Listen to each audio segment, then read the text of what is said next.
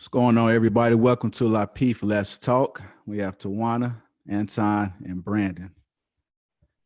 Appreciate you guys for joining us. In case you guys haven't seen, I'm sure a lot of you seen it already because it's just been all in the news, but 50 Cent and Lil Wayne had a conversation, and a lot of people just been talking about it. I'm going to play it for you guys just in case you haven't seen it. You see what I'm saying? And I look and I go, yo, this is why they get mad, they get angry. And you see a lot of sisters, they go, oh, you fucking with this kind of girl or that kind of girl. That shit is exotic. Stupid.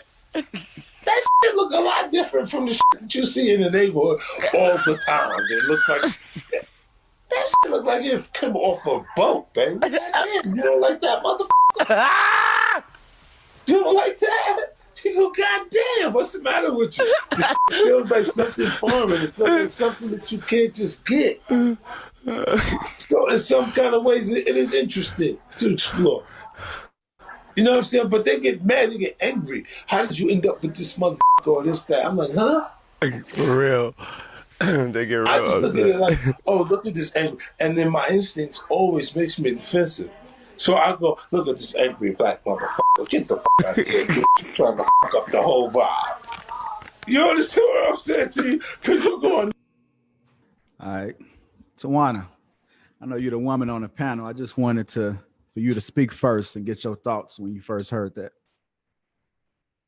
You know what? When I first heard it, people played the excerpt just like you did. So I was like, I got to hear this entire conversation because I didn't understand how he could be so vocal about Black Lives Matter and all these other things and then be so just casually, distorting our image and talking about Black women in that way. So, like the entire context of the conversation was he was talking about women and how women have all these options, right? And some women are dating, and they may have 4 men that they're possibly dating. And he said it's kind of like spades, right? Like you got 4 and a possible, right? So he kind of led that into this whole conversation of Black women and, being exotic. But the conversation stems from, him saying that he was being attacked for the type of women he dated. And so I was like, well, okay, I have a problem with him perpetuating this whole idea that Black women are angry, but also I understand his point on, okay, well, you can't just attack someone because of their preference. Right. So I do, on the other hand, feel like he has this platform and he was socially irresponsible with it and put this whole perception that Black women are angry, but he used that as a defense mechanism. So I really don't expect much from 50 Cent. If you listen to the whole entire interview, he calling his baby mama bitches and so what kind of respect do you really, expect from a person like that? But at the end of the day, like, I don't just look at one excerpt. I look at the entire context of the conversation and I felt like, he had some points about, being attacked for his preference, and that was just kind of like his defense mechanism. And he did say that he doesn't even think it's true, like it's just something that, it's the first thing you say, right? Because Black women, that's our trigger, right? You angry Black woman, right? It's a trigger. It's something to get us, it's almost as bad as calling us a bitch. So I just, I had mixed emotions about it. Obviously, I think 50 says a lot of disrespectful things, but this right here, I wanted to just look at it from a different lens, and really hear the entire conversation and not just the excerpt that everybody was paying, because they play with Black women emotions and play little excerpts so that we can be emotional and start to jump out and start, going crazy. And so I'm like, no, I'm not the angry Black woman. I'm gonna do something different, right? So that was my first impression. Take it to you, Anton. When you first heard this from a man's perspective, what did you think? You know what? First, I was trying not to laugh because, you know what? If I start laughing, they're gonna say I'm not taking it serious. But the laugh, and most of the time, you laugh when things have some truth to it, and the overwhelming majority of the time, even when I just go through and read the comments, because I watched the clip, I tried to watch a lot more of the actual video because, like Tawana said, you know, there's context to everything, and you can't just chop up something and then say, okay, consider this. You got to add everything in its totality in order to be able to make an accurate assessment. So I think the thing about it for me is just that there is some truth to it. And yet I don't really care for 50 myself simply because I think that 50 is messy. However, I'm able to look at things and look at everybody and what anything that anybody says objectively enough to be able to let whatever it is that they're saying stand on its own merit. Just because this person is a specific type of way, or I don't care about him, or I may not necessarily care about how he interacts with certain people, or how he talk about his baby mama, or if I don't necessarily care about the music he putting out currently, that does not mean that I can't take what he's saying in that specific instance seriously and say, okay, well, there is some accuracy to it because the overwhelming majority of a lot of the different African-American women or Black women, however you want to label yourself, a lot of these type of women, I've experienced that same similar sentiment or heard them talk in that exact same angry way. And it's not that off as far as not only his assessment of men in general, a lot of men that I know, including myself, we like the chase. We hunters. Like, we want things that we've never had before. Is just a general feeling or sentiment that I generally have within myself. I'm gonna speak for myself. And it's not that far off as far as the day-to-day interaction that I've sometimes witnessed and interacted with Black women myself, as far as the level of anger that they may have in those type of situations. So I don't know. I don't think that he was that far off. He might have said it in a way that was too funny that made people angry, but I don't think it was that far off. About you, B Nix, how'd you feel about it when you first heard it? I know we talked earlier and you told me that you actually started watching the entire interview. So tell me what you thought about it.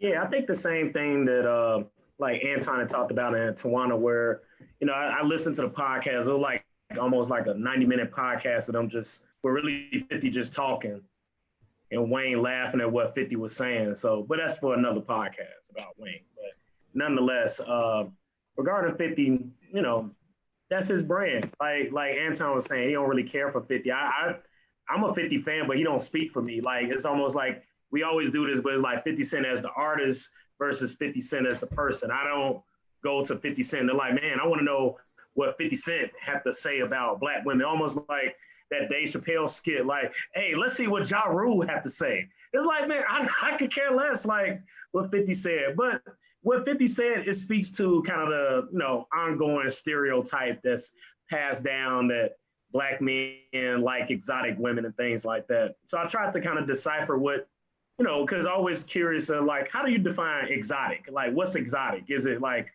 okay, you got hair that kind of go just wet and go and that's it? You don't got to style it or something, or you a certain skin tone? But he had kept mentioning something about different.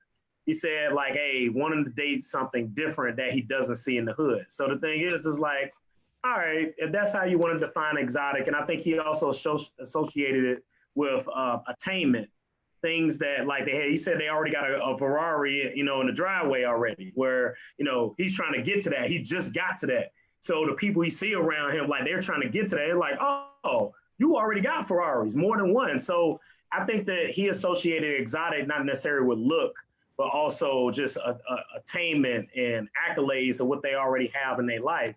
But each his own. I think that the only thing is like it becomes this sad old narrative about Black men, you know, wanting to date outside their race, which who cares? You know, if you want to do that, that's fine. But this is the only thing. And I'm not trying to speak on behalf of Black women, but it's like, hey, you want to date, you know, somebody that's Asian, Hispanic, Armenian, Indian, tranny, whatever you want to do, fine, just do it. But it always becomes this counter narrative where if I date someone exotic, I'm doing that because this is what Black women don't do. That's the part where it's like, it always becomes this counter narrative where, hey, if you want to date someone light skinned, go ahead. If you want to date someone with a certain texture of hair, go ahead. Or like he mentioned, I want to date somebody that don't look like me. Go ahead. But it always becomes this thing where it's directly associated with like, well, that's why I don't date black women. It's like, wow, okay. And then it's a broad brush. It's like, so you're saying that about just all black women, like, bruh. So you had a couple of bad experiences, right? That's just like me saying like, hey, you know what? I hate all light-skinned women. I would never date a light-skinned woman again. It's like, okay, that's my preference. But then it's like, have I dated all light-skinned women in my life? No. So it's kind of hard to say that because this is where I think in America it becomes a slippery slope. Because when we start generalizing, that's where we're at right now in our society. If I start saying like all Asian people, all Hispanic people, it's like, but women, black women always kind of have to bear the brunt of like this bad press, this negative narrative. And really it comes out of black men's mouths. I mean, one more note, because we always do this also with like white women. Folks, not folks, but black men, if you want to date a white woman, cool. But do you ever notice like a black man never describes how the white woman looks? It's always like, yeah, I got a white woman. And they're like, oh, bruh, how you do that? It's like, it's this prize. Like it's something that's enchanted. Like you broke the glass and it was able to like get this coveted item. But, the thing is, I just hate the counter narrative. If 50 want to date whoever he defined as exotic or whoever live on this block want to date somebody outside of their race, I say go ahead. There's a browning of America happening already. But I don't get the point of always then you have to put down someone in order to elevate somebody else's stock or brand. But I'm not sure he putting it down though.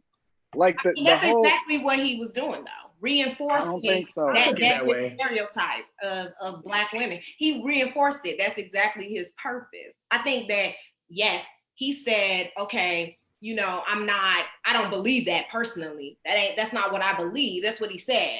But he used it because he knew that it was a trigger. He knew that it was like something to like, okay, I can get them going. And that's really what he does. That's his brand. He's been doing this for years. That's what he wanted to do. He wanted part of his brand.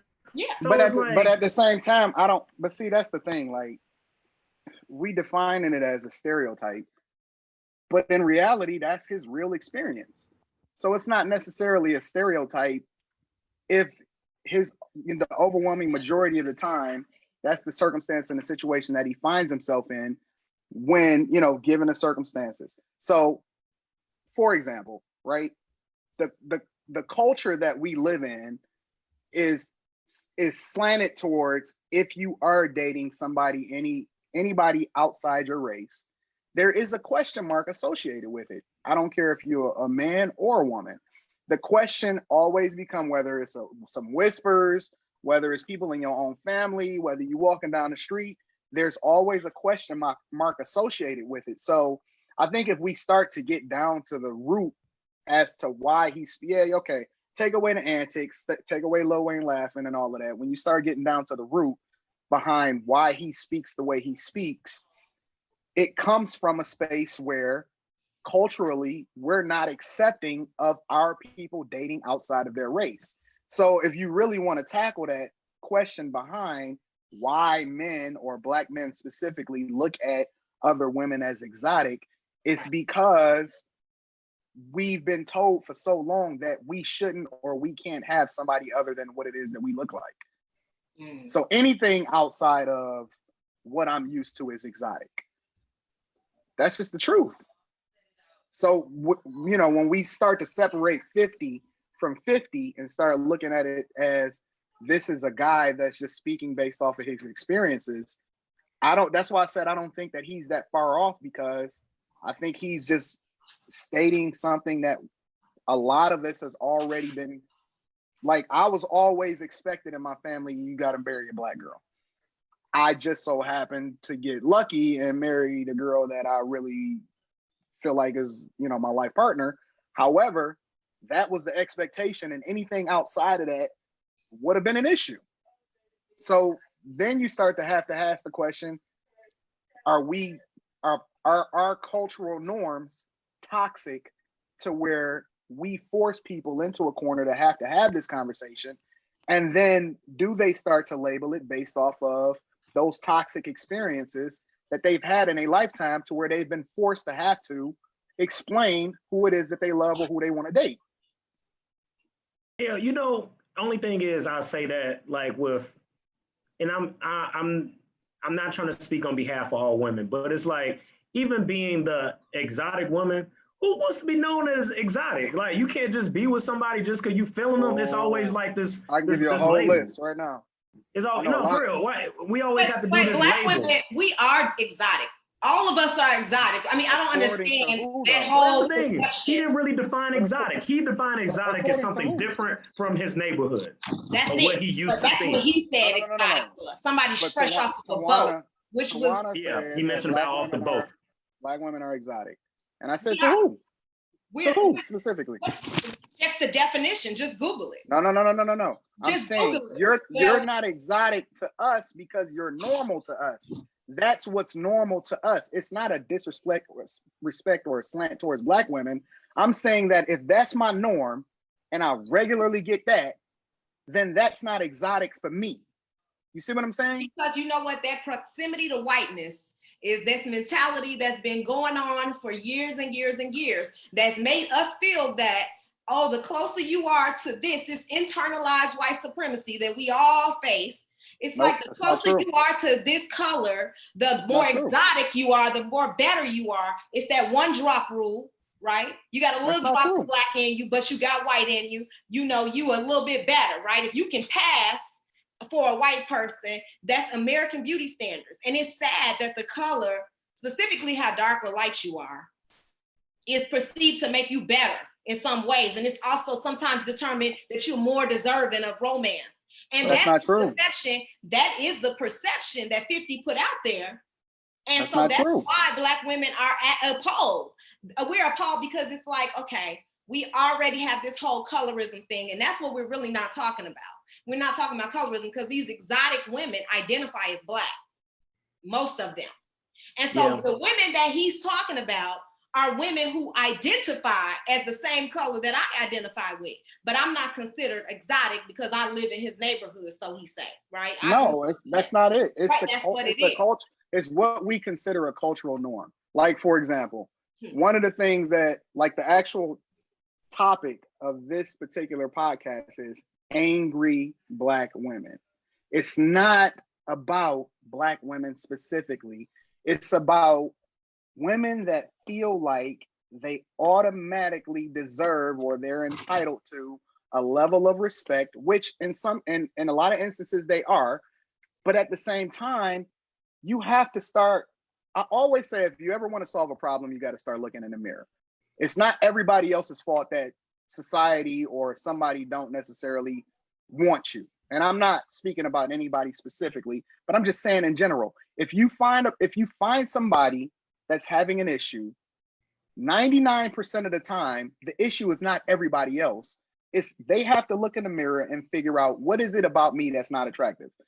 Am I angry? And I'm just using that as an example or a jumping off point.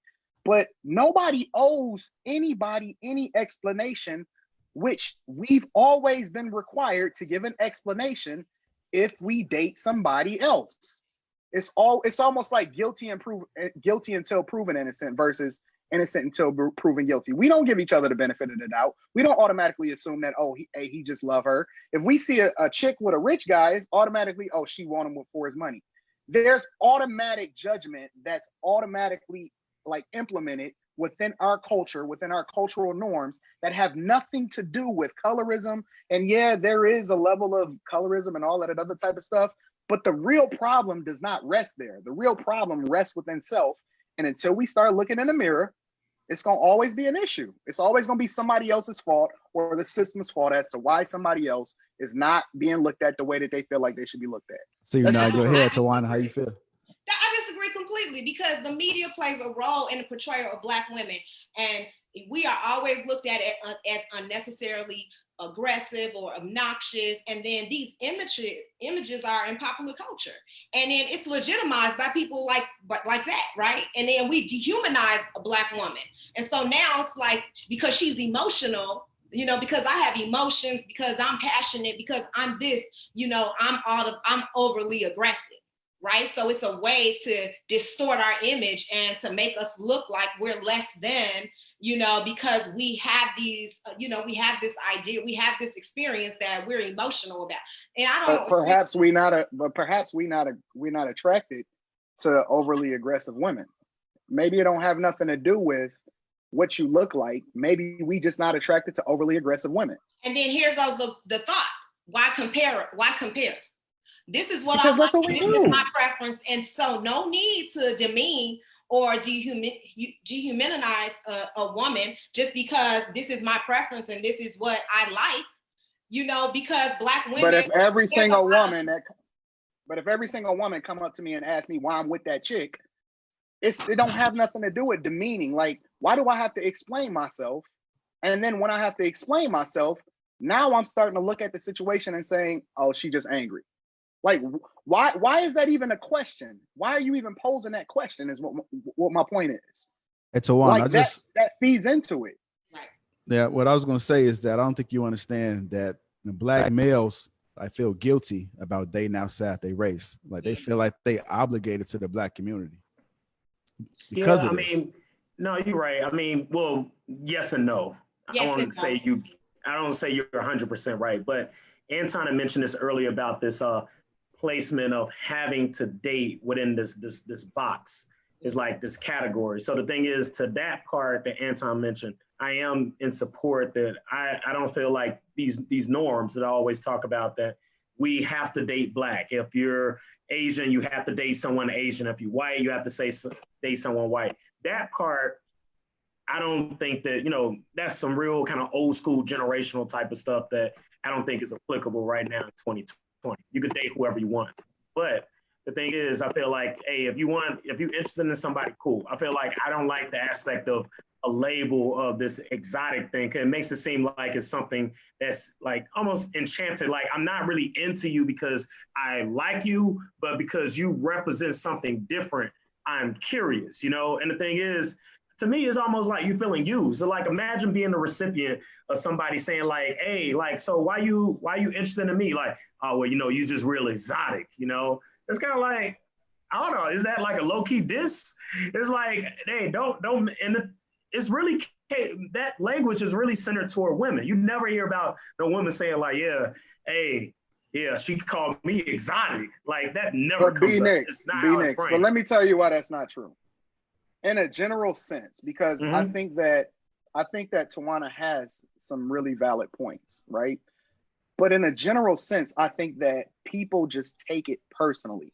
We all want things that we've never had before. For example, why are foreign cars so popular? Why is it so important within our culture to say, oh, I got a foreign? Like, it's not just you don't just apply it to people. We apply it to things. It's our cultural norm. And we taught this in the music that we listen to. We taught this in the people that we associate with as far as our friends. It's a cultural norm to want things.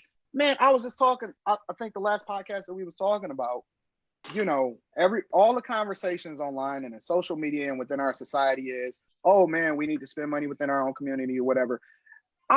Every time I go to the high-end mall, the stores with the people going out the door, it's all foreign. It's Gucci, it's Louis Vuitton, it's all stuff that's not made here. So my point is that when I define exotic, it's not specifically tailored to any race. Like, if I grew up around all white women, exotic to me, I would imagine, would be anything other than white women. And so we just naturally want things that is maybe a little bit more rare within our culture or our community, because it's not normal in the hood to see a Black guy living with a white girl, for example. And we just want to try things that we've never tried before. That's just the nature of men in general. It's deeper than that, Anton, because you saying it as if there is no historical context surrounding the issue of colorism and the issue. No. I agree with you. And that's why I said that you had some valid points. Because I do agree with you, but there is another aspect of it too. Yeah, but that shapes the entire thinking of women who are, because there's women in your communities that are unattainable, that women that you can't get. And it's not I about don't feel like that. it's not about I don't feel like racializing. Yes, it I is. don't feel It's like not that. about Honestly, that's not true. it's not about racializing and generalizing women and saying, okay, because I had one black woman, I didn't have them all. That is ridiculous. That whole concept and idea, and that's why. But at the same time, Tawana, how many more do I have to have before I can say, all right, well, I don't know, I've but conquered this? No, you need to not racialize black women in general. That's the problem. I'm just saying, like. But the part that Tawana is mentioning also that we're not talking about there, and I alluded to that earlier, but the colorism piece. I mean, it's like a euphemism. We're saying exotic, but it's almost like when someone say like, oh, this is an urban neighborhood. You know, it's like you're saying that, but really you're saying something else without saying it. That's why I have an issue about the labeling, because when you say exotic, really my perception. Yeah, lighter skin, wavy hair, kind of ambiguous race, in which is very ambiguous. Yes, it's that. The overwhelming majority of these dudes, the overwhelming majority of people that watch 50, and I'm talking about people within our culture, have never even been outside of their city. That's the truth. They've never even been outside of their city. I get this. So when you talk about exotic, then why wouldn't I want, like, we naturally want to experience things that we want to go places we've never been. Like, why not? It's a lot of people that travel all around the world, or they'll travel all through the United States, and they know nothing about some of the dope spots in their own city. Why is that? It's a natural desire. No, it's assimilated. They don't even see how internalized white supremacy is that they're thinking. Well, and that's the thing where I feel like, even though it's coming out of, and this is the thing, because it's coming out of 50's mouth and he's a celebrity, I feel that he has a right to be more responsible on how he's able to provide a message. We could peel back the layers and get what he was trying to say, but the way he framed what he said, and the thing is like, okay, black women, cool. But the thing is, then guess what? Another label, we said angry black woman. So the thing is, now you can't just be black, you got to be angry. That plays into a stereotype, which again, when we talk about a microaggression, is really when you belong or associated with based on your identity. Because I'm black, you're basically marginalized, you minoritized, all those different things, in which it's a negative thing, a stigma that's associated with you. So you know what? There is a level of sensitivity, because we're not having this conversation about a Hispanic man calling a white woman exotic. This comes up within our culture as they do, though. truly a black culture. Because we have been instilled it's been ingrained in our community to divide us by skin tone. Black people, we are historically described and judged in our own community by our Hey, what'd you say, Anton? We are victims. We are the biggest victims of any other culture than who's the biggest black people. Like, we have this victimization. We got this victimization mentality. Listen, I have friends from all cultures and all different races. They all think the same. I see white guys that can't wait to get their hands on a black chick because they ain't never been with a black chick before. But that's not an issue within their culture. Like, they don't say, because it's not the norm. It's not normal within our own culture. It's more normal to marry within our own culture. It's normal for black men who date other races to talk negatively about black women when they do that. That's the norm. Listen, that's the choice. I see more black women talking negatively about black men than any other culture. I don't know any culture whose women degrade their men more than black women, if you really just want to get into it. That's the truth. So if you're talking about cultural norms, oh my goodness. If we're not gonna be real, spend some numbers that we gotta assume that are accurate. Hey, Tawana, if you're not gonna talk about colorism and how it's ingrained and how studies show, and let's talk about, not talk about your personal experience. Let's talk about studies and how studies show that lighter women are more likely to be married. Studies show that there's a difference in pay between light-skinned women and men and black women. There's light-skinned women are perceived as more intelligent. And so we have all these negative stereotypes. And if we go back to school age, Black, historically, darker girls are suspended 3 times But more you than lighter can't girls. use that as the basis of your So, argument. what I could I'm say saying to you say fat women aren't as desired as skinny women. Like no. That's I'm not talking a good about basis. studies that show colorism is real. Hey, Tawana. Yes. All right, since we're talking about studies, I want you to tell me what the studies say.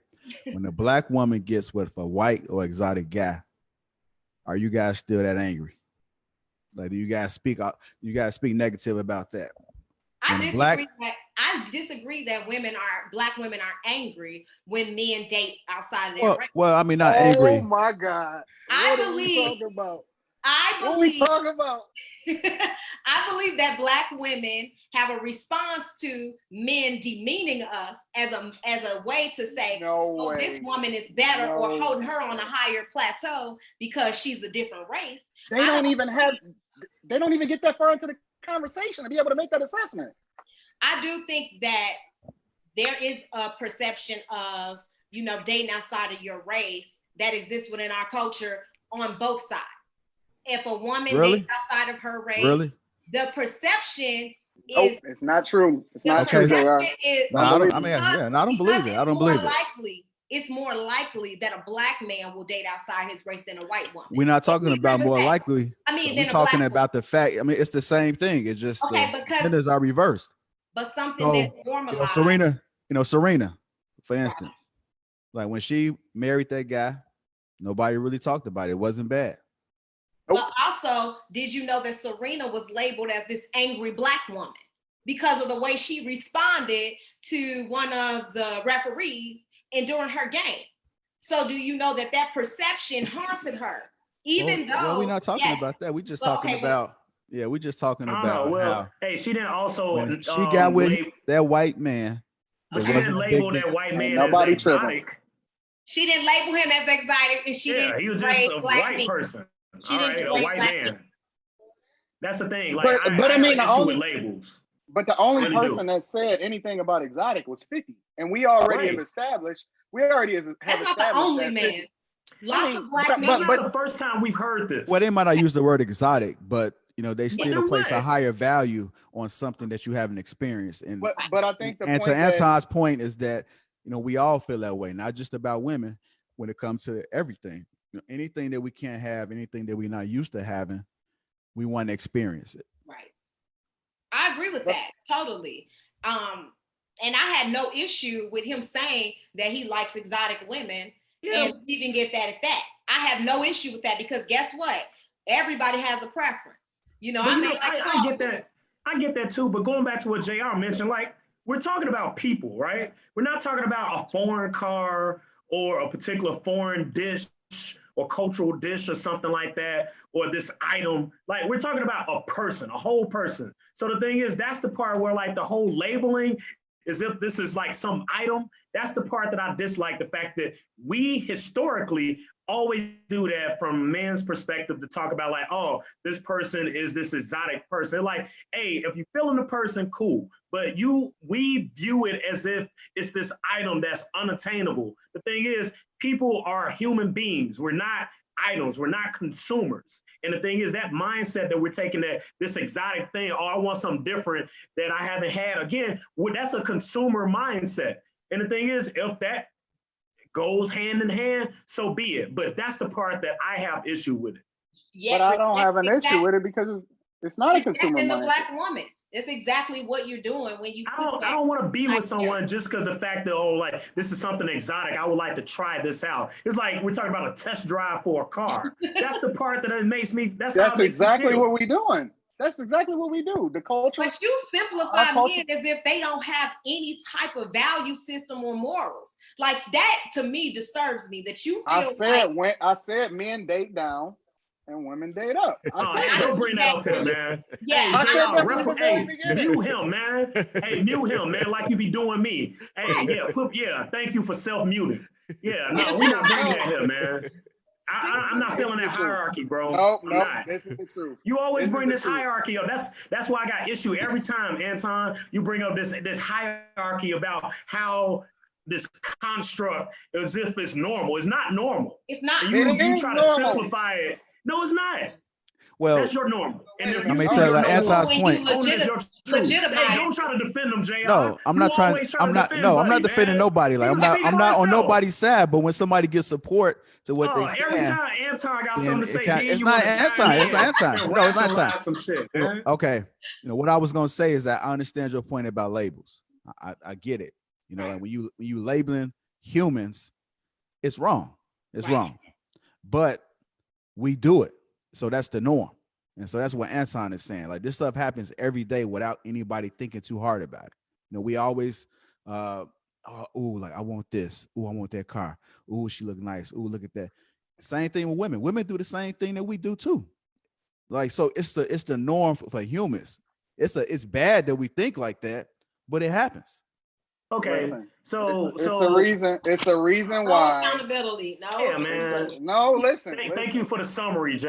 Like Nobody. nobody always No, get like a look. No, JR always get this man a forward every time, like before he Okay, says it's something, not, man. it's Like there's something novel, man. He always I get can like back an up. overview.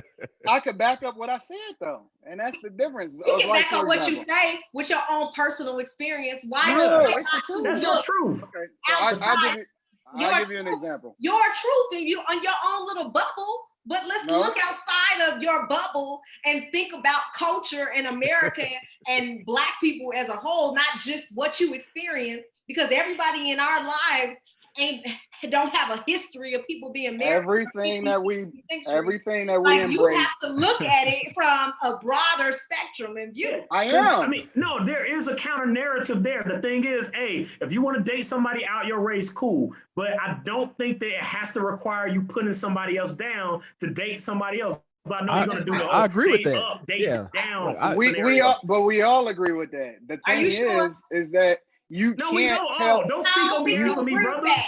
No, I we don't agree with all that. Who agree is with that. all? Define No. all. I agree that you should not put anybody down under any circumstance. That's not my argument. But My not Black argument- women, just anybody. No, you shouldn't put Black women down Okay, either. there you go. I've never Specific. said that you should put them down. I'm saying two things. Number one, you can't tell somebody how, like, their experience. His experience is this. Because he described it that way, we're angry.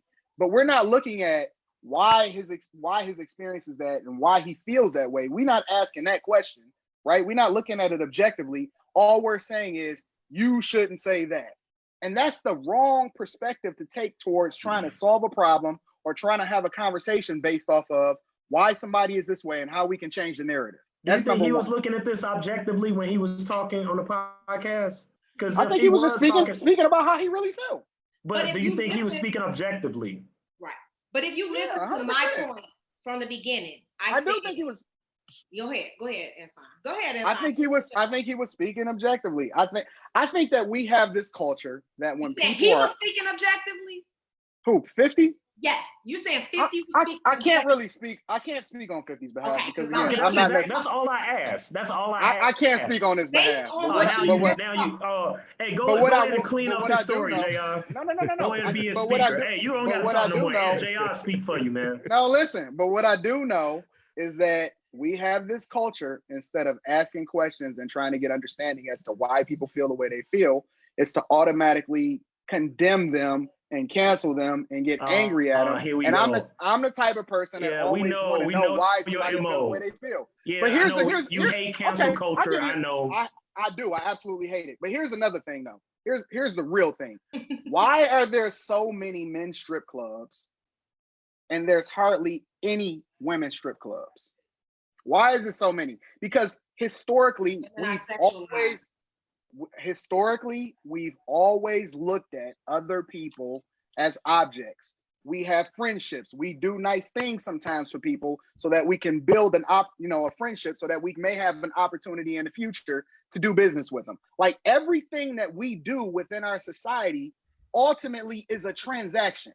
We're a transactional society. So for us to take other people out of that equation just because we feel a certain type of way, That's not valid. It's not truthful. It's not being real about what our real circumstances are. And you'll never get to the root of the problem. And we'll always be victims as to why somebody else feel or label us a specific type of way if we don't really have a real conversation and allow people to be honest about how they feel about other people or other situations. That's the truth. You think that race was not a factor in what 50 said, even though he specifically Absolutely said not. angry Black woman. He could have said these angry women attacking me. No, he made a specific mention. Well, if all of the women that's race. attacking him is Black and they angry, then that's the truth. But if no other race is attacking him, then he can't identify with that. He's not just gonna say women. He's on Instagram. He's on Twitter. He's on Instagram. He's on Twitter. He got thousands of comments. You mean to tell me he went through those comments, looked at the women, determined what their race was, and determined who had issues? Now you're being unreasonable. You're being unreasonable. You're being unreasonable. And the reason why you're being unreasonable is because you never even addressed the comment that I said that you don't see any other culture putting down their men more than Black women. That's the truth. That's an absolute truth. I did address it. I said I disagree completely. 100%. Why? You said what? I said why? I said why? I'm not taking sides. I just want you to. No, I know. You just said why did you disagree? Why do I disagree? I think that nobody uplifts Black men the way Black women do. I feel like we support Black men. We talk about how we love them, how we want to be with them. We hold them down. We lift them up. We do everything. We're flexible. We try to be, open to, different lifestyles, different things because of Black men. I mean, we do so many things to accommodate Black men. I don't see that. Tawana, I have so much respect for you. Hey, I have so much respect for you. Hey, hold on, Tom. Next. I want you to tell me how you feel about what Tawana just said. Do you agree with her? I mean, I hear what Tawana's saying. I mean, it's just agree. I disagree with everybody. No. I mean, speak your truth. Well, she said about do you agree? Black women holding down Black men and the level of support and some. Maybe it's not reciprocated. Some do, but I won't say all. Majority. Well, I mean, to me, so the thing is, I don't think it should be synonymous with race. I think that, as a woman, as a man, that should be something you should do anyway, regardless of race. So the thing is, I agree. I'm removing the label of the race because the fact is, you should do that anyway. But you can't do that in this conversation, B-Nix, because no, you should, and I agree with you, but you can't do that in this conversation because that's not the narrative that Tawana is perpetuating right now.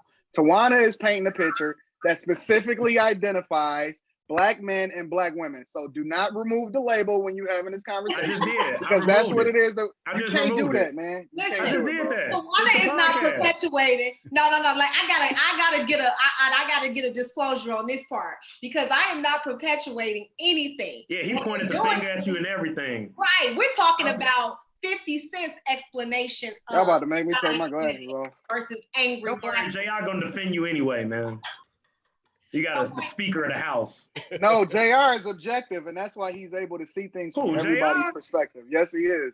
Come on, man. JR, that's your chief of staff. No, JR is objective. Yeah. And you can't say nothing. You can't say nothing sideways to you without JR speaking up. Nope. The only thing JR asks people to do is support what it is that they saying.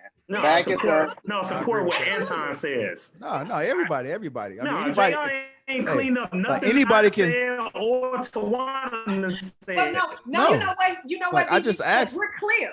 We're clear about what we need. We don't need no backup. We got this. We got our position. Listen. The only think about it. Our cultural norm. The only race that I've ever seen anybody, and maybe I'm off. Somebody please help me in the comments, right? The only race that has ever made songs about being independent and all this, and I don't need a man and all of that. Like everything that you do, and I'm talking to you specifically, Tawana, everything that you're doing right now, everything that you're highlighting, a lot of it falls on us for the type of environment that we've created in order for y'all to be able to do what it is y'all do. I mean, women just been able to vote in the last 50 years or whatever. But the point that I'm making is that how much longer are you gonna be a victim? How much longer is it gonna be somebody else's fault that they want somebody else and it's not you? What is it? Can I interject? Can I interject? Go ahead. No, okay. My only thing with that is that, again, is you could date whoever you want. And I think I've said that time and time again. Anton, you know that as well. You could date whoever you want. Right. My only thing I say, not what 50 says, but what I have experienced and what Black men say is always, this is why. They always leverage a woman's attitude or behavior or not being supportive as the reason why they wanted to date outside their race. If they just want to date outside their race, go forth, do whatever you need to do. But it always becomes like, oh, this is the reason why I dated outside my race, or this is the reason why I won't date a Black woman again. It's like, but think about it though, B-Nix. They're the only people that's questioned as to why they're dating outside their race. So they're not always just questioned by Black women. They are questioned by a lot of different people. But you feed into my point. Always toward Black women. Who thought is that though? Like you mentioned this at the beginning of the show about, all of us were kind of taught or raised in the aspect of like you dating in your race. I'm not making an excuse as to why they, should or shouldn't or whose fault it is. Ultimately, I think it's important for us to take responsibility for the entire landscape by which our families and the conditions that they're in and our environments and all of that. Like, I hold men, not necessarily in this conversation, but I hold men feet to the fire. And you can ask any of the young guys that I mentor, I'm on them. Yo, why is she not taking care of? Oh, that's your fault. Oh, what? I'm very hard on men. The reason that she ain't following you is because you're not the man that you're supposed to be. It ain't got nothing to do with her. It got something to do. I'm hard on men. But at some point in everybody's life, they have to take accountability and responsibility for their own situation. You will never, ever, ever get anywhere being a victim. And as long as we keep taking this victimization mentality, whether it's true or not, as long as we continue to consider ourselves victims, and that's the narrative behind the conversations that we're having, we'll never, ever make any forward progress as to solving whatever issue that we have in a conversation about. And that's the absolute truth. I just don't see how we are victims when we're being vocal about, and it's another way to, discredit our, our opinions and our, I guess our conversations and discussions about, how we feel as a Black woman in America is to say, you know what, you're victimizing yourself because we are sharing our stories and we're being honest. And so it's another way to honestly, make a lot of women, especially in the workplace, especially, in certain environments, a lot of Black women feel the need to, be silent and covert their feelings about how, and emotions because they don't want to be seen as, this angry Black woman or over emotional. And you're just reinforcing those ideologies throughout by saying that we're victimizing ourselves by being vocal about our experience. And that's the only issue I have with what you're saying. I mean, honestly, I do think that, there is some sort of change in the way, we think about. But see, Tawana, where we differ is that all I hear is complaining and being vocal. There is no solution that comes along with that. When I have conversations with people a lot of times, and no matter what the subject is that they complaining about or they angry about, or I'm mad at systematic oppression or whatever like that, I'd be like, oh, okay, so what's the solution? And then usually if they do give a solution, it's for somebody else to tackle the problem. Oh, that they need to be more inclusive. Oh, they need to do this. Oh, they. I hate that word. I hate they, because it's almost like somebody is like the Wizard of Oz is behind the scenes pressing a button, and there's never any action on my part or our part or within our culture or within our community. We sit here and we get behind T.I., but historically, T.I. and the music that we embrace the most have been one of the most destructive forces within our communities ever in history. Like, we're literally raising people to be trash towards women. Nobody is holding our culture to the fire. Nobody is talking, like we talk about systemic racism and all of this other type of stuff.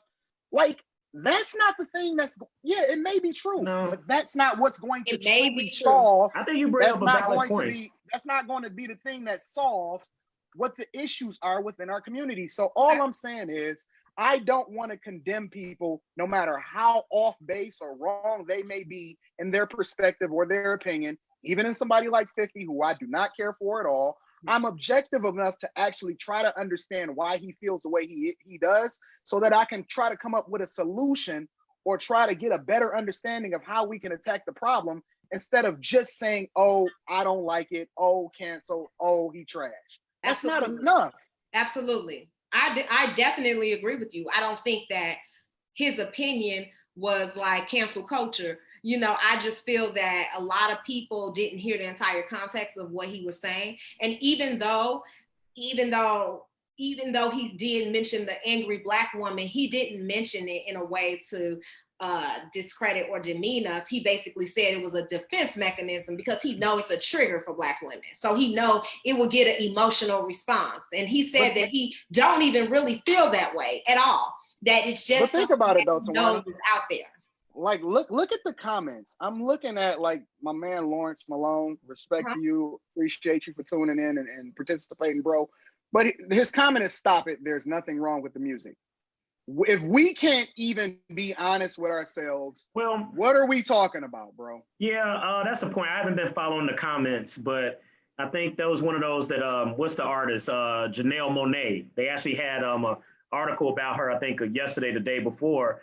She said the exact same point you mentioned, Anton, that, like, as far as you hating the cancel culture, if you want to cancel something, you need to cancel hip hop, because that's where all these stereotypes continue to be, we talk about norms passed forward, right? It's being passed forward through the music. Right. Because again, it's this misogynistic type of element that hip hop music possesses, I mean, think about it. Like, I see so many of our people, the very same people, and I'm telling you, I'm following these threads. I pay attention so much.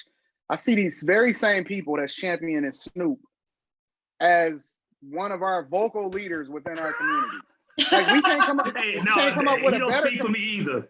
That's part of the problem. Come up with a better leader. That's what I'm saying. Like, we can't find somebody else to get behind.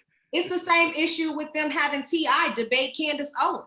He don't speak for me either. He has no historical context or no intellectual absolutely right. background to even be on the stage to debate someone with all of that information that he couldn't even respond to without having just this emotional elevated. Yeah, 100%. But the real issue though, Tawana. Yeah. The real issue, Tawana, was not T.I. It was all the people that cheered him whenever he opened his mouth. And that's more of a reflection of our culture than anything else that happened on that stage that night. It was the fact that I'm with him because he said something that I like, and he famous, whatever the case may be. But the dude was way in over his head. And anybody that was looking at that whole debate objectively knew that dude was in over his head the minute he stepped on that stage. How are our leaders? Who are our leaders? I'm just trying to figure that out in general. Because who are we? Man, they are musical artists. They are not leaders for the movement. Period. But they have I gotta categorize it. They have a platform, and that's why they're highlighted and such. But even this whole conversation around 50, every time you see an article, it says that it misquotes him, right? It misrepresents what he said. And if you listen, and me and Brandon listen to the entire context of the conversation, then you see that he was misrepresented and misquoted. Not that he said something, not that he didn't say something that was offensive to Black women, but the way it's portrayed is not the way he issued it. Yeah, there was a whole conversation about the build up to that point. He was talking about Black women. He was talking about attainment. He was talking about something different. He's like, these other women have things that Oh, why? You already I got a agree. Ferrari in front of that, all that. He was Yep, just I saying listen being to it. exposed to other cultures and other things showed him a different life, right? Because he's you know, if you would stay in the hood, all you know is what's in the hood. But if you go outside of that, you're exposed to all these different things, and so it opens you up. And so then it goes into that conversation of this exotic woman, but his definition of it is problematic. That's one. And two, him bringing up women, Black women, in comparison to that is the second problematic statement. It has nothing to do with his preference and who he desires and who he thinks is attractive, because I may think light-skinned men attractive versus dark-skinned. It doesn't matter. We all have a preference, right? But it's the fact that if I go in and I degrade all men who don't look like the type of man that I'm attracted to. But Tawana, that's not enough. And the reason why it's not enough is because I've seen people discredited or discounted who's specifically fought for the culture, right? And the very minute that they find out what their wife look like, if it's not a reflection of us, they don't have any credit anymore. Like I see that regularly. I'm looking at the comments right now, and people are literally saying, well, hip hop is just a reflection of us. No, they're not saying this is what I went through. They saying, listen, these is hoes. These is trash. Like, let all my homies hit her. Like, that's the narrative that's being perpetuated in our culture. And if you want to cancel anything, because I see that, you know, there's a thing going on where we address in past history and saying, okay, that statue shouldn't be there because this person is a bad reflection of where it is that we need to go because they don't represent our values today. We need to start digging in our own past. Let's start turning back those pages and saying, okay, you need to answer, Snoop, for what it is that you said 15, 20 years ago, bro. Like, we don't do that, though. We don't do that, and that's more toxic. Yeah. But you talk about music as if Snoop's music and all those, like, there are songs like Angie's They song. raised an entire generation of men to look at women a certain type of way, and that's the truth. What about India Arie and Angie? We wasn't listening to India Arie. Yes, we are. What you talking about? No. We talking. You listen. I wasn't. You listen to it. And when I was nothing against her music. That was the song that highlighted Black. Can we not? I don't want to talk about India Arie. I don't. But that's my point. Is that you listen to it. When I was coming up and I was in my most impressionable years, I was listening to Snoop. And Snoop was talking and I was listening to Corrupt, and they was like, yo, it ain't no fun if the homies can't have none. Like, why we not holding that to the fire? We are. Black culture. No, we not. I don't think we are either. Oh man, I hate when we get to this point where Anton actually makes a valid point. I mean, I made good valid points too, and Tawana has as well. But I just hate giving you full credit when you like the wrong person I want to give like credit to. But to that point, I feel like going back to Black folks, we pick and choose, you know, when we want to be defensive and when we don't, when we want to be self-righteous and when we don't. We pick and choose when we want to take scriptures out the Bible and when it's okay, even though it's written in the Bible. So the thing is, I think that this is part of the conversation with us doing very much a holistic look of the culture, because I almost hate the term the culture, because I feel like the culture is the same thing how we use the term urban. It's like the culture is relative. The culture is supposed to be representation of our environment that we live in all Black. Hip hop music is not all Black. Right. So, I mean, we have to be more objective even with how we talk about culture, you know? And who we decide to cancel. At the same time, I always say with, you know, great power comes great responsibility. And so let's just say we're giving people the benefit of the doubt, because we often don't do that when it's not our people, right? We don't say, oh man, they grew up, even though they said something back in 1998 that we didn't necessarily agree with. But let's just say hypothetically that they are different today, right? Or they used to be that way. So I don't see them coming back and apologizing and saying, man, I shouldn't have said that about women. I don't see anybody saying that, you know what, we need to do things differently and that, you know what, I was wrong back then. I don't see anybody making amends, because one of the ways in which you heal is first you have to address the issue. Like, you have to ask for forgiveness. You have to right your wrongs. And more importantly than that, because I see our great leader, T.I., right? And I'm obviously being sarcastic about that. Like, he still make money off this music. He make money off the very music that he's perpetuated throughout our society. Who knows how many young men he's influenced to do things that weren't right. My point is that before we can start to address issues as it relates to who is doing what, like that's outside of us, we have to first start addressing what's in our own backyard. I can't go and tell the city that they need to start cleaning up the city when my whole backyard look like a junkyard. I got to do my part and clean up my own backyard, and then I can start holding other people accountable. But we never gonna solve these problems until we start being honest with ourselves and we start addressing what our issues are. But you cannot ignore systematic and institutionalized racism. But no, I'm not ignoring it though. But what you have to do, I'm saying what the real solution is. Okay, but here you go. You have to talk about colorism so that we can have this conversation to heal from it, right? You have to acknowledge that it exists, and you have to see that it's ingrained in our culture, and that light skin and dark skin has been an issue, so let's acknowledge and where it derives from, right? Because slavery, let's acknowledge it. Let's acknage that. So now we have this conversation, and then we have to talk about how it's deteriorated, women and their security and their insecurities. So now what's the solution? So what's the real life? One of the things that I've always had problems with going to church is that I used to go to church, and after I left, I was like, man, he preached a good message, and I didn't have any real thing, any real action that I could take to actually make my life better on a day-to-day basis. There was no actionable items that I could use and to actually take myself to the next level. It was just sounding all good. Right. So now, after we acknowledge it, right, what's the solution?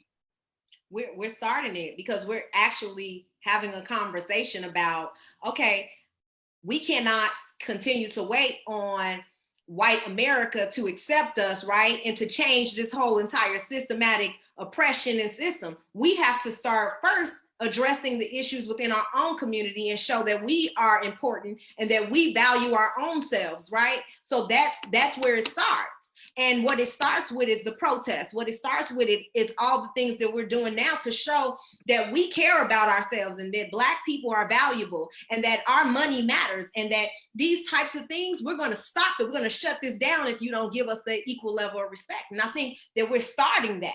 And I think that's what this entire movement, the BLM movement and everything that we're going through now, that's what this whole thing is about. It's about saying, we're no longer going to code switch. We're no longer going to hide our emotions. We don't subscribe to your, descriptions of Black women. And we're not going to perpetuate that 50 Cent. We're not going to continue to put that out there. We're not going to tell everyone else that we believe our Black women are angry either, because Black women are saying Black men are kings. And that's where we differ. That's where we differ because we holding Black men down.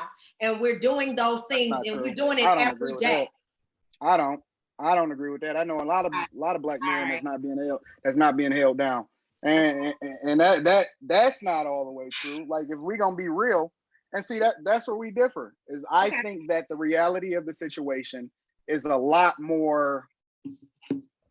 I don't even know what the word is. Granular. I think that there's a lot more to be addressed within ourselves that's not being identified. I think you saying, like, for example, we hold Black men down. Where? On social media? Like, I don't see that amongst a lot of the dudes that I grew up with. I don't see no holding down. Honestly. Look at the statistics about how many Black women date outside their race. It's very low. Most Black women, we date our own men. And we do that with pride. And we hold them down. And we do so many things to support Black men. It's hard when hip hop culture and everyone else devalues us and gives you guys this, image of Black women that it's not the truth.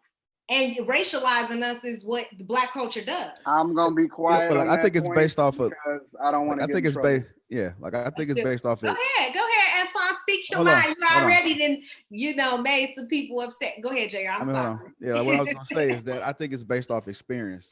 From what you're saying, like you're saying that the stats are saying this, and based off the people, I guess, that you see in your circle. Now, Anton, what I heard him say was that, from what I see, women are not holding down the black men. So I think it's based off experience, and it's okay to say some, just like it is like with white women. We don't know if any white women are actually, holding down their men. We don't know anything about them, to be honest, like unless you're white or unless you have a lot of white friends. But we can just assume that some are and some not. But based on what the media puts out there and based on what these stats put out there, you can kind of argue back and forth. We really don't know. The only thing that we know is what we see. And so I can understand, both of you guys' points there.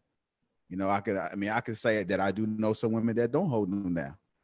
I see some women that need to do a better job. I also see some women that are holding down their men. That's right. But then, sometimes I be sitting there and I be thinking like, some of these women are now speaking out about it, or they going hard about it. Like when they see that men are crossing over, we can make that argument as well, because, some women are doing it. Some women don't want to lose to black men. Some women feel like men, like when they cross over, that they're just dirt, and they don't understand why. But based on some different cultures, like they take care of men differently. And like the women might just be used to taking care of men, based on how they grew up.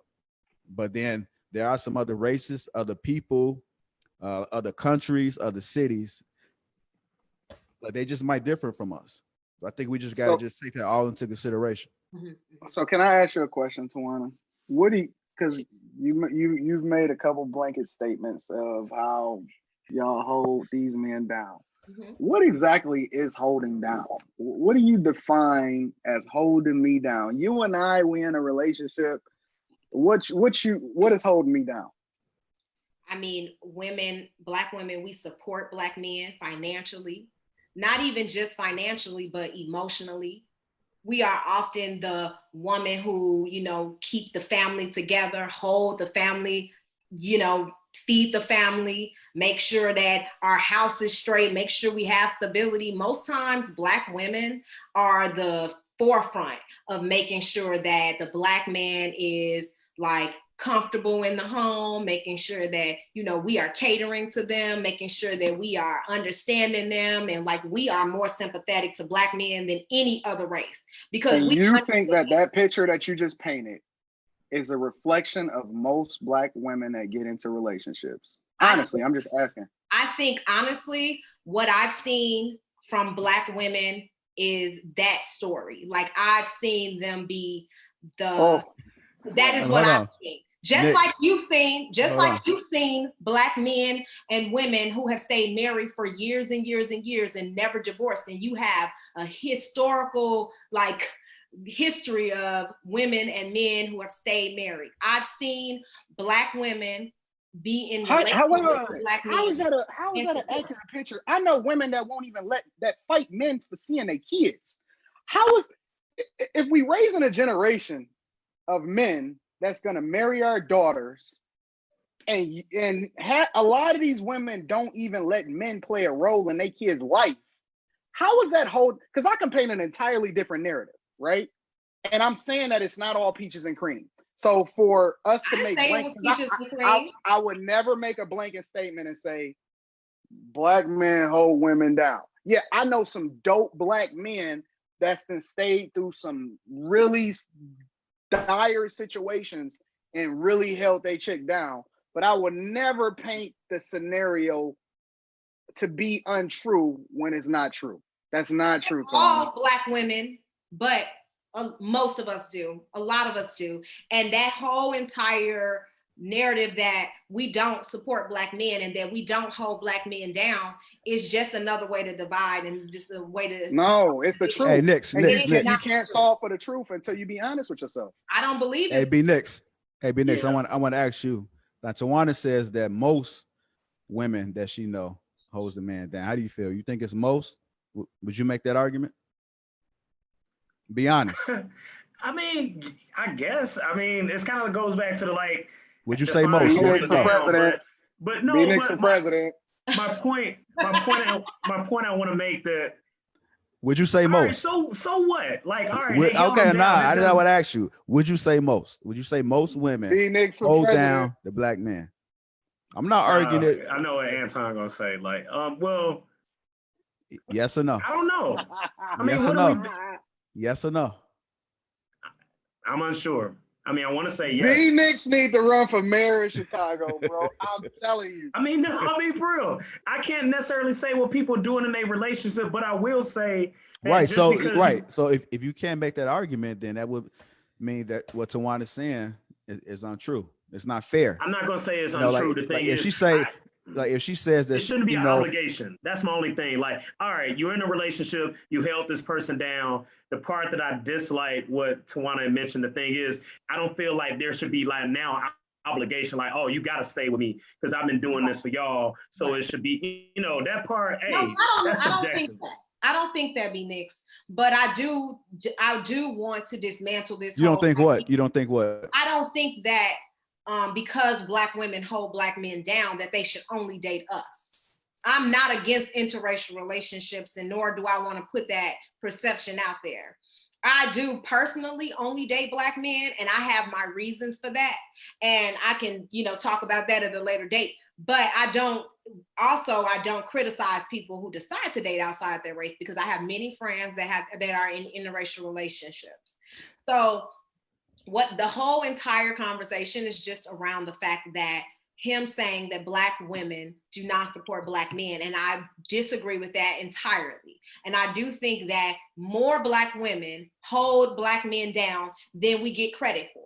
And it's also a part of this whole entire distortion of our image. And it's also a part of this whole entire conversation around misogyny and everything. And so for you not to acknowledge that shows me that there's bigger issues, right? You have because there's undue credit that's being given in a situation that's not accurate. I'm not gonna give you credit for something that you're not doing. I can't do it. Well, like I was gonna say that I'm not gonna say I agree with you saying that most women do. What I will agree with you saying is that not enough women get credit, right? For doing it. So that's what I would say. And you kind of spoke on my next point that I wanted to throw out there, was that, some black women feel like that they hold down the black man, they, cater to him, take care of him, like they're there with him. And then as soon as he blows up, then he wants to date outside of this race. I want you to kind of talk about that. Like, how do you feel about that? Is that true? I don't think that's synonymous with just black folks.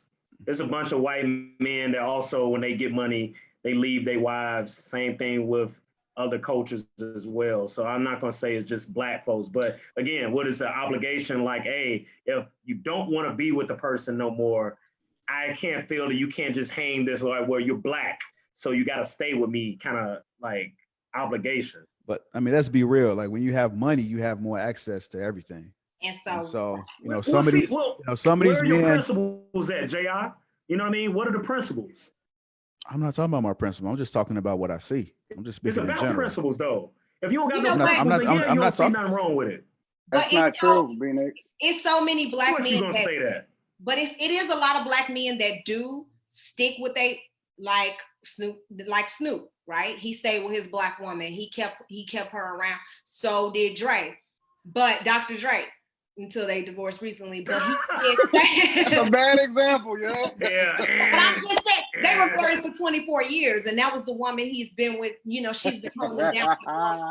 But what I'm saying is also you see people like the Kanye Wests who left his woman as soon as he made that money. And then he made a whole song about, and when you get on, you leave your man white. And then he left his woman for a white girl. That's exactly but nobody asked Kanye what his mindset was. That's what I'm saying. Like the automatic. He's explained it. No. The first thing, nobody has to be accountable for switching races, especially if they famous, except for black people. That's my whole point, is that we question everything as it relates to anybody that do things that we don't necessarily agree with. And then now let's get the tiki torches out and get the pitchforks. Hey, Anton, trying to understand exactly why they think the way they think and where their mindset is. Hey, Anton, I want to ask you a question. Since Nick's always saying I support you, where are you getting this information from? Where you said that like most men and most women, like where are you getting this information from? So I do a lot. Obviously, I mentioned this a lot. I do a lot of community service and I do a lot of mentoring to guys and trying to help them. Ultimately, the goal for me or the solution becomes, how do I make them more accountable for how their lives turned out? But the first thing that I have to do is start to dissect why they are the way they are and why they feel the way they do. And I spend a lot of time talking to a lot of guys, and most of it is just tough love. You know, it's me saying, yo, fam, look, the reason why this is the way it is because this is the role that you played in it. You're gonna have to take some accountability for it. Yeah, but she did this. No, but you need to go and fix that. I don't deal in making excuses. So all of the experience that I get, and I would say I've mentored well over 50 guys. All of the things that I've dealt with as it relates to getting this hardcore, concrete perspective from how guys are feeling and their experiences dealing with Black women come from real life examples of me having these conversations with guys that's actually dealing with situations that turned out less than ideal. So that's where I get my information from. Okay. How you feel about that, Tawana? I mean, I can draw on my experience for years and years. I've been dealing with public housing for at least 12, 13 years of my life. I've been in that industry and career. And of course, predominantly Black women are part of that entire organization. And so, you know, part of what I do is, you know, the workforce development side of it, but it also involves just our social, you know, just addressing mental health and addressing a lot of issues within the community. So, you know, we both have experiences that we can draw from.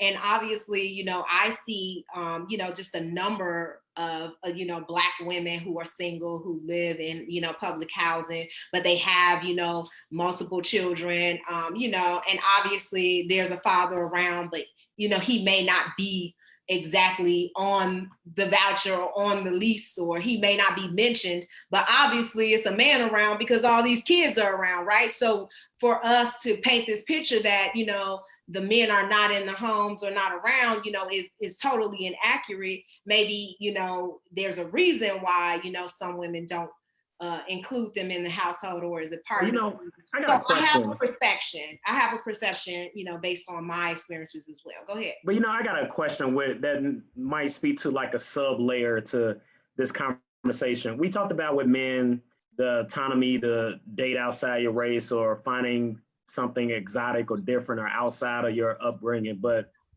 you know, this is really kind of like a male, you know, centered kind of way of looking at it. And I guess Tawana, not to say you have to speak to this, is for the group, but do we feel that Black women are able to have the same level of not autonomy, but more so acceptance to date outside of their race and for it to be kind of revered in a sense, like how it is for men, or no? And if no, then why? I think I can say no as a short answer.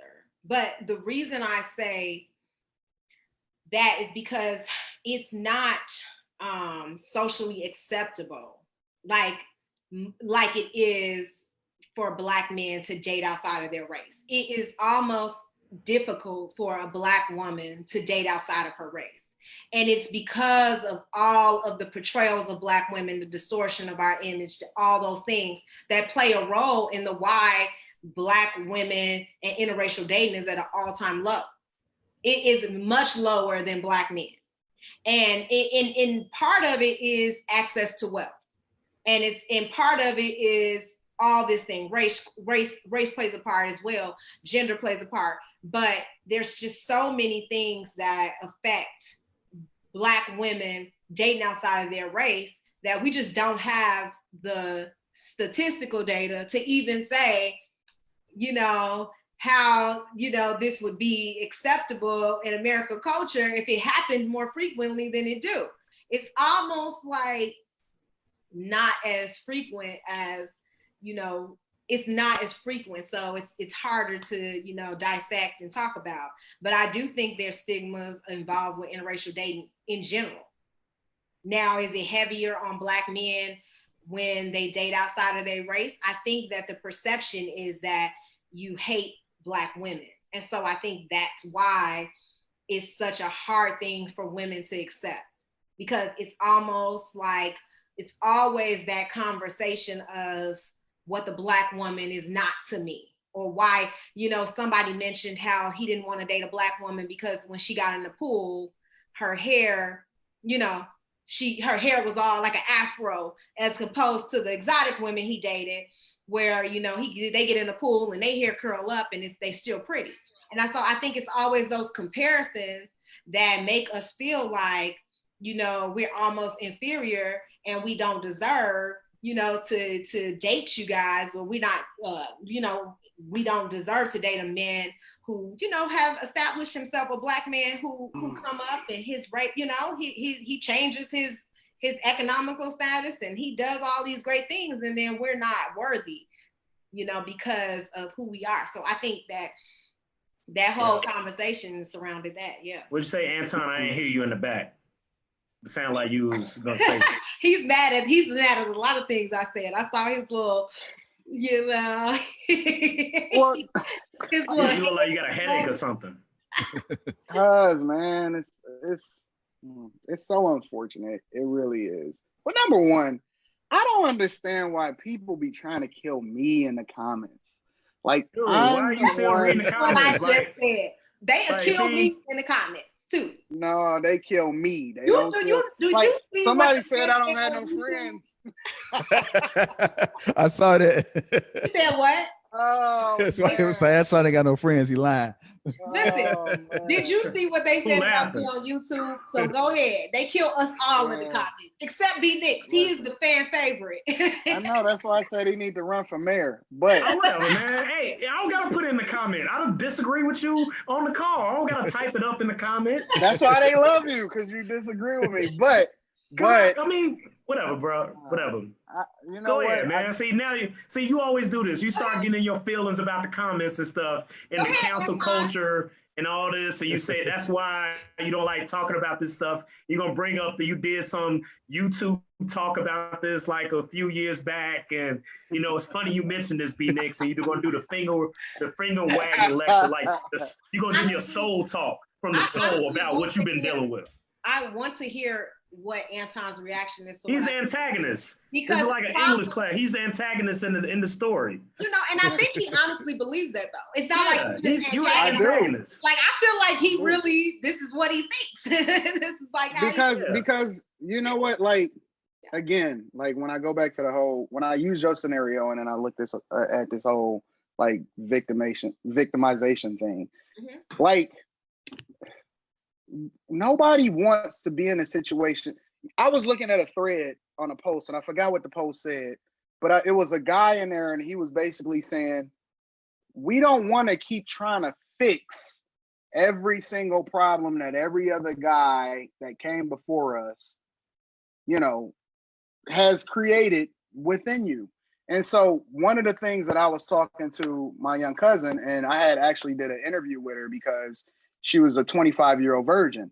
And so the thing about her was that, because Tawana, you were saying that, you know, we may not feel like we worthy after this certain, you know, this is the narrative that's being created or whatever, so on and so forth. And it's like you attract, you know, a reflection of who you are. Like I know some chicks that I do not find attractive whatsoever. But this chick is walking around so confident and she get everything that she wants. And so my point is like, maybe, maybe y'all need some coaching. Like maybe y'all need some help as it relates to, maybe women need to be coached on how to go about. Let me ask you a question, Tawana. Did you take those steps that I suggested for you the last podcast as far as actually sitting down and saying, hey, my significant other, what is it that you need from me in order to make you incredibly happy and didn't actually insert anything that you needed, but it was all about him for like a week. Did you do anything? Any of that? Honestly? Exactly. So my point is Hey, like, come on, man. Buddy, not Steve Harvey. When all of a sudden we get like relationship point- advice for Anton. my- This not my Anton's point- show. This ain't No, his show to my- be giving my out advice point on what is- we should do in our relationship. my point What's your is track record? that Part of the reason What do you think? What you say is supposed to work? it's easier to attract flies with honey, like Here you go. than it is with vinegar. But You here, Hey, cannot JL, what's the go next out question? here. this What's is the next Nobody question, wants man? to date. Nobody wants to date the woman that always complain about men, for example. listen. Like we're running far away from her. We don't want to associate on any relationship level with a woman that's always dogging men.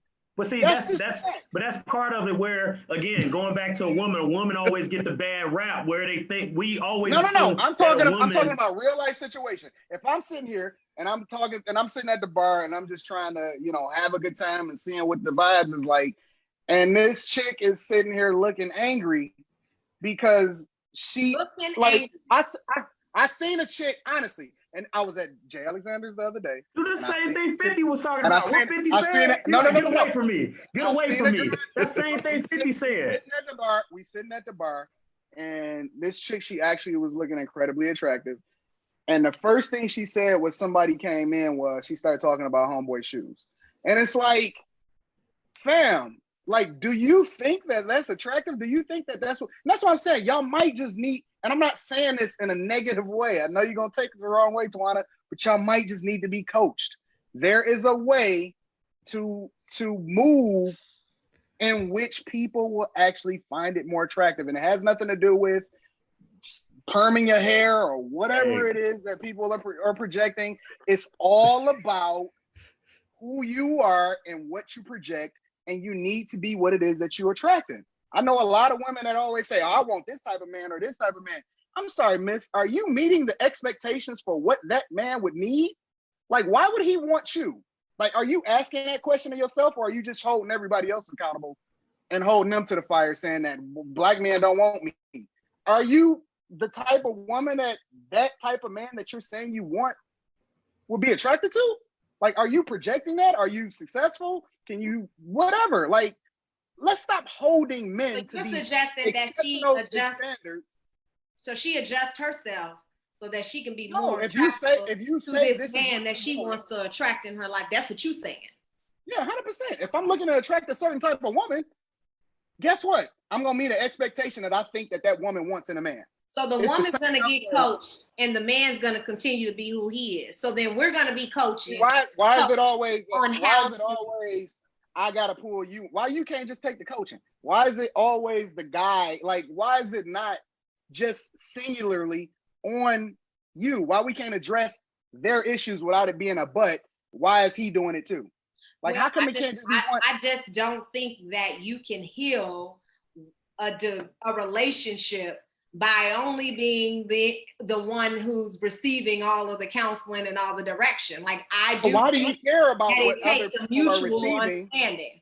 But why do you care about what everybody else is receiving if you're looking to get this specific thing? If I want that particular job, guess what? I got to meet an expectation. I got to go to school. So my gotta get my software elevation engineering should degree. be surrounded about what a man wants. My elevation and my If you want a man, my if you want a man, that's self-worth. what you're gonna do. No. My journey to get my mental health in check and to be a better person has nothing to do with a man then. So don't include you guys in that whole conversation and scenario. Everything that I do to make myself better is to make me better and to make me whole and to make I'm me 100% for that. I'm 100% for saying to that. me And that I then need to do these changes so that I can meet a man that I need to meet. No. I need to do these I changes. don't know be any better. woman that don't have any standards for a specific type of man that she wants in her life. In the journey of fixing you, you also don't want to be alone for the rest of your life. And guess what? Somebody needs to want to be with you also. So there shouldn't be this higher expectation on this man that you want to play a role in your life than you have for yourself. You have to meet certain expectations for what it is that you're looking to attract. That should not even be negotiable. I guess you're talking to the single woman. I mean, I'm just saying, you know. Yeah, of course I'm talking to a have single woman. I'm not talking to you So specifically. I don't know if I'm just saying, but you're talking to a demographic of women who maybe have problems finding a man. You're not talking to the women who we have men and we are vocal. Apparently y'all don't, because y'all whining about us Hey, being JR, attracted where to we at, other man? exotic. Where we at? Hey, wrap Ready? this up for Anton, man. I'm just saying, like, oh man. Yeah, hey, wrap this up for Anton. So where we I at? wish I Like, could help so- y'all. I wish I could help y'all. All right. No, Anton need coaching, man. You know, that's what it sounds like. Yeah, No. Before you wrap this life up, coach on here. before you wrap this up, Jr. Yeah, go ahead, JR. It's funny Thank you for tuning in to Lapeef. hold on, no. Go on and say your script. Before, dang, they calling me a white man now. So before you wrap, And they say like he like a white man. yeah. He So a white before man you dipped wrap in this up, chocolate. though, Jr. Before you wrap this Shout up, out to Tiffany for saying that. so I obviously you know JR, that I was a executive vice president at a Fortune 500 company, and one of the things that we used to get, or a lot of the complaints from HR, was why aren't there more female executives within the company? So one of the things that I would do is, I would try to create a mentorship program within the company to where we help people to understand this is how you negotiate your packages. This is, you should apply more. You should actually go out, ask for mentorship from your boss in order to figure out how you are to get promoted.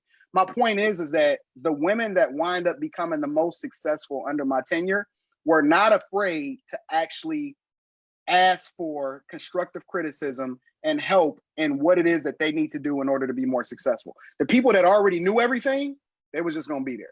So what I'm saying is that it's always good to get somebody else's perspective other than people that you are automatically familiar with or people that just automatically agree with you. If you really want to progress in life, you have to get other people's perspective, because other people know some things and they're more objective with you about your situation because they're not in it. They're able to give you some additional insight that you may not necessarily be looking for. All you did was help them conform. All you did was help them to, No, I helped them get a bag. And then what they can do now, I help them get a bag. I help them get that. Hold on, nope. Now they're in a position to hire in who they want to hire. But you didn't. I was able to. Them. So that's not the narrative that we have. And we talking about relationships. We're not talking about America. But you didn't. I'm using that. Black women are not angry. We're not bad tempered. But are you hearing what I'm saying though? Are you getting the point? Are you getting the point? The point is this is what can benefit you. But if you don't want to hear it and you already know it, then what's the point of me actually helping you? You talking to somebody that's been a director. I'm not talking about you specifically, Tawana. I'm talking about people's perspectives in general. What I'm saying to you is all we help do is reinforce this American culture. That's all we do. In our position. I love this country. This is a phenomenal country. That's all we do. There's no better place I'd rather be on this earth. But you don't challenge them and say, but she's smart. Yeah, she's not overly aggressive. She's not this. You don't challenge their dialogue about Black women. I don't challenge whose dialogue. What you did was teach them how to assimilate in the atmosphere so that they can be promoted within. No, I taught them how to be the type of person that I want to work with, because I don't want to work with nobody that's angry. And that's what it comes down to. So that's what you said. This is what you said. You perpetuate this whole entire distortion of our image and this angry Black woman. You and 50 Cent should be good. You still pointing the finger. Y'all should be friends. You still pointing the finger on behalf of these women that don't know what they talking about. They automatically assume that it's somebody else's fault. And you're not helping them right now, Tawana. You're actually hurting them more than you're helping them. Hey, JR. What? Hey man, come on. Hey, wrap it up, the truth. Hey man. All right, from the book of Anton. All right. So. Somebody said in the comments, we need a man to tell us how to be a woman now. Well, if that wasn't the case, No. Don't even go there. If Anton. it wasn't a good Jay, that's why I said wrap it up. I already see what it's going. We don't need I just want to say this. Steve Harvey wouldn't have sold a bajillion books if it wasn't a bunch of women that was looking for that insight. So I don't want to hear that, bro. Hey, like I just want to say this. I don't want to hear that I from think you it's either. good. Hey, like I think it's good that we're able to hear different perspectives. Yeah. So I just want to just put that out there. I mean, I appreciate you, Tawana, and I appreciate you, Anton. I appreciate you being next as well. We appreciate you. Some that I think, I don't appreciate that we Anton, should. though. Hey, some that I think we should do is go back and listen to the video. I know I spoke with Tawana and she told me that she went back, that she saw the comments on YouTube and she went back and she listened to the video and she saw some of the things that the people were talking about on YouTube. So I think that we should all go back and play it back. Even the people that's listening now, I'm going to upload this on YouTube. Probably about a week or so. I'm gonna put it on there, and I want you guys to like re-listen to. I know some of you guys listen to it live, but I think that we all can learn something. We don't have to just say the whole everything Anton say is negative. Everything that Tawana says is negative. I don't think that we have to come to that conclusion. I think that we can all gain something. That's the main thing. Information is thrown out there all the time, and I don't look to see what bullshit people talking about. I say, what can I learn from them? It could be a homeless guy on the street. I could learn something from him. And I just want to just bring that over to this topic right now. Just watch it, just listen, play it back, think about it, sleep on it, and you guys might learn something. I appreciate you guys for tuning in. Again, this will be uploaded on my YouTube channel. Just type in Lapeef Let's Talk. And I appreciate you guys for tuning in. Thank you guys. Thank you. All right, we real out. good show. Real good show. We out. Bye, Anton. Bye, B Nick. See you, babe. All right, holla at y'all. Next time. All right. All righty.